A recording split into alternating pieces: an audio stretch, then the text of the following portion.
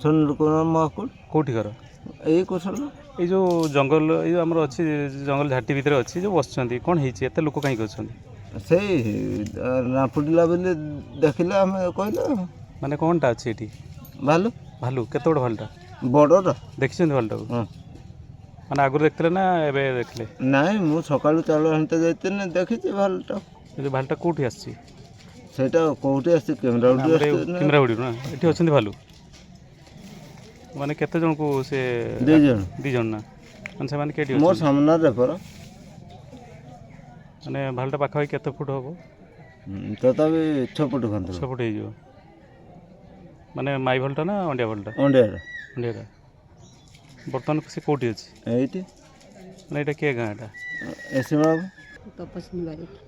ଏ କେଉଁ ଗ୍ରାମ ଏଇଟା? ଆମର ଏଇଟା ହେଉଛି କୁଶଳତା। କ'ଣ ହେଇଛି ଘଟଣା? ଏତେ ଲୋକ ଆଜି କାହିଁକି ମାନେ ଜଗିଛନ୍ତି? କ'ଣ ହେଇଛି ଏଠି? ଏଠି ହେଉଛି ସକାଳେ ମୋ ବଡ଼ ଯାଆ ଜଣେ ବାହାରକୁ ଯାଇଥିଲେ, ପାଇଖାନା ଯାଇଥିଲେ। ଆଉ ସେ ସେତେବେଳେ ଯେତେବେଳେ ଗୋଟେ ଭାଲୁ ତାଙ୍କୁ ଆଟାକ୍ କରିଛି ସେତେବେଳେ ସେ ତାଙ୍କ ମୁହଁ ଟିକେ ଛେଲି ନେଇଛି। ଭାଲୁଟାକୁ ଦେଖିଛନ୍ତି ଆପଣ? ହଁ ମୁଁ କେତେ ବଡ଼ ଭାଲୁଟା? ଭାଲୁ ବହୁତ ଏଡ଼େ ବଡ଼ ଭାଲୁ। ମାନେ ଭାଲୁ ଦେଖିଲେ ଆପଣଙ୍କୁ ଭୟ ଲାଗିଲାନି? ଭୟ ଲାଗିଲା ଯଦି ବା ମୁଁ ଯେତେବେଳେ ସାଙ୍ଗେ ସାଙ୍ଗେ ମୋ ଯାଆକୁ ଧରିବା ପାଇଁ ଯାଇଛି ସେତେବେଳେ ମୁଁ ଦେଖି ନାହିଁ। ତାଙ୍କୁ ଧରି ସାରିଛି ଯେତେବେଳେ ମୁଁ ପଛକୁ ଅନେଇନି ମୁଁ କହିନି ଇଏ କ'ଣ ଏମିତି କେମିତି ହେଲା ଦିଦି କହିକି ମୁଁ ତାଙ୍କୁ ହାଉଳି ଖାଇକି କ'ଣ କରିଛି ନା ତାଙ୍କ ହାତଟାକୁ ଧରି ନେଇକି ବୁଲି ପଡ଼ିଲା ବେଳକୁ ଭାଲୁ ସେଇଠୁ ମୁଁ ତାଙ୍କୁ ଧରି ଘୁଷାରିକି ଘରକୁ ଘିନି ଆସିଛି। ତାଙ୍କର କ'ଣ ହେଇଛି ଅବସ୍ଥା ବର୍ତ୍ତମାନ? ତାଙ୍କର ଏଇନା ମୁହଁଟା ତାର ଅବସ୍ଥା ଏଇ ଆଖି ପାଖରୁ କ'ଣ ଏରକ ହେଇଛି। ଆଉ ଶୁଣିବାକୁ ମିଳୁଛି ଆଉ ଜଣକୁ ସିଏ ରାମ୍ପୁଡ଼ି ପକେଇଛି। ହଁ ଆଉ ଜଣକୁ ଆମର ବି ସେଇ ଆଗରେ ବି ରାମ୍ପୁଡ଼ି ଦେଇଛନ୍ତି। ଆଉ ବର୍ତ୍ତମାନ ଗାଁରେ ଲୋକ କେମିତି ଅଛନ୍ତି? ଗାଁର ଲୋକ ଭୟ ଭିତରେ ଅଛନ୍ତି। ଆପଣଙ୍କ ଘରେ ପିଲା ଛୁଆ ଆପଣ ଧରିକି ରହୁଛନ୍ତି କେମିତି ଅଛନ୍ତି? ଆମେ ବି ବଡ଼ ଭୟରେ ଅଛୁ।